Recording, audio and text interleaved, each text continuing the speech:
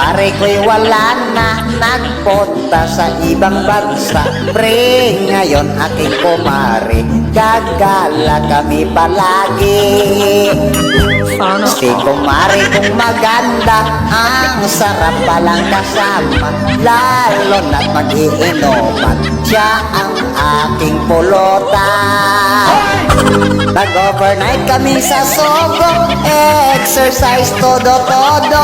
Tuhod ko ay nanghina, mukha ko ay namotla. Hinihingal ako ng todo sa sobrang agresibo.